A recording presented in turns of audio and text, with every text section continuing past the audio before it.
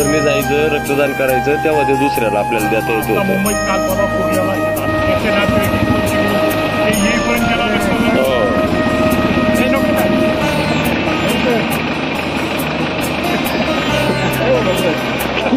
मध्ये नको घेऊ बाबा. खरं तर मंचर उपजिल्हा रुग्णालयाचं जेवढं नावलौकिक करण्यात नामदार वळसे पाटील यांची आणि आमच्या सर्व कार्यकर्त्यांची कितीही मानस इच्छा असली तरी त्याचा खऱ्या अर्थाने श्रेय जातं ते इथला असणारा सर्व स्टाफ, इथं असणारे सर्व डॉक्टर्स, सर्व नर्सेस आणि बाकी सगळ्या त्यांचा संलग्न असलेला स्टाफ, त्यांच्या बरोबर समवेत असलेले इथं एका रुग्णाला तो कॉन्फिडन्स त्या ठिकाणी देत असतात. त्यामुळं फक्त आंबेगाव नाही तर आजूबाजूचे 4-5 तालुक्यांमधून या ठिकाणी पेशंट निश्चिंत असतो की जोपर्यंत इथले डॉक्टर आपल्याला सांगतायत तोपर्यंत इथली सोय सुविधा चांगल्या पद्धतीने मिळू शकते. आणि या डॉक्टरांचा नेहमी पाठपुरावा शासनामध्ये असतो. शासनाच्या माध्यमातून, नामदार वळसे पाटलांच्या माध्यमातून आम्हा सर्व कार्यकर्त्यांना या ठिकाणी ते देत असतात.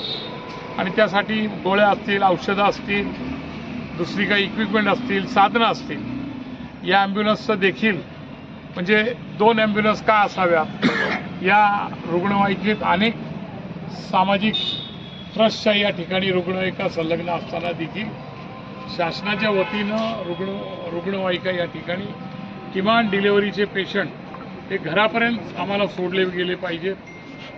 अडचणीच्या वेळा गोरगरीब पेशंट्सना या ठिकाणी जेव्हा गरज लागेल तेव्हाही ही ॲम्ब्युलन्स उपलब्ध असली पाहिजे. अशा अनेक गोष्टी या ठिकाणी या रुग्णवाहिकेच्या माध्यमातून असेल. पण दर महिन्याला या ठिकाणी ग्रामीण रुग्णालयातून काही ना काही नव्याने या ठिकाणी मागणी तेव्हाच होत असती कारण त्या सुविधा पेशंट्स घेत असतात. माझ्या आधी ज्येष्ठ पत्रकार डी.के. वळसे यांनी सांगितलं की महाराष्ट्रात सगळ्यात जास्त ओपीडी इथे आहे आणि त्या ओपीडीमध्ये सगळ्याच प्रकारचे या ठिकाणी लोक असतात. तिथे मी आज सहज एकाने सकाळी मला मिठाई खाऊ घातली. म्हटलं काय विशेष? तेवढे मला साहेब मुलगी झाली, कन्या झाली. अरे वा म्हटलं. आणि चांगला सिनियर 1-1.5 लाख रुपये पगार कमावणारा माणूस. म्हटलं कुठल्या दवाखान्यात?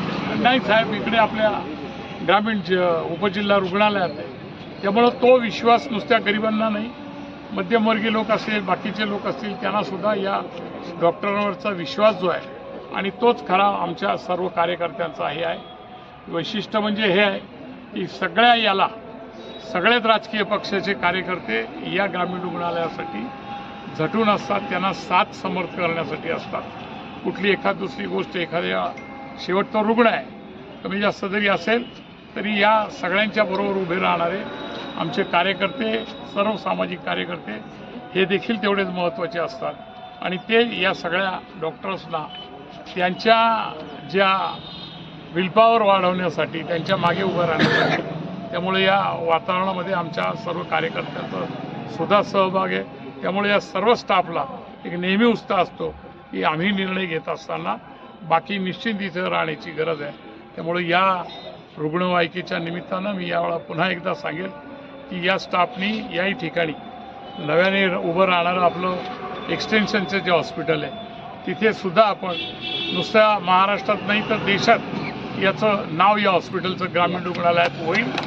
आणि त्यासाठी एक कार्यकर्ते म्हणून आम्ही जे काही तुम्हाला गरज लागेल तिथे त्यासाठी आम्ही तुमच्या समेत उभे असणारे अशीच सेवा या ठिकाणी पुढे चालू राहावी अपेक्षा करून या रुग्णांच्या वतीनं, परिसराच्या वतीनं मी पुन्हा एकदा आपल्या सर्व डॉक्टरांचं, इथल्या सगळ्या ॲडमिनिस्ट्रेशनचं आणि इथल्या सर्व सामाजिक कार्यकर्त्यांचे मी आभार मानतो. जय हिंद, जय महाराष्ट्र. ते आयोजित रुग्णवाहिकेचा लोकार्पण सोहळा माननीय देवेंद्र शेठ शहा आणि बाकीचे वरिष्ठ नागरिक, सहकारी व पदाधिकारी यांच्या उपस्थितीमध्ये पार पडलेला आहे. या माजी सहकार मंत्री दिलीपराव वळसे पाटील साहेब यांच्या माध्यमातून हे लोकार्पण होत आहे, याचा आनंद होत आहे. तरी तांबडेमाळा या ठिकाणी नियोजित जे रुग्णालय आहे त्यामध्ये पण रुग्णसेवा आणि यापुढे अविरत चालू राहील याची आपल्याला शाश्वती देण्यात येते.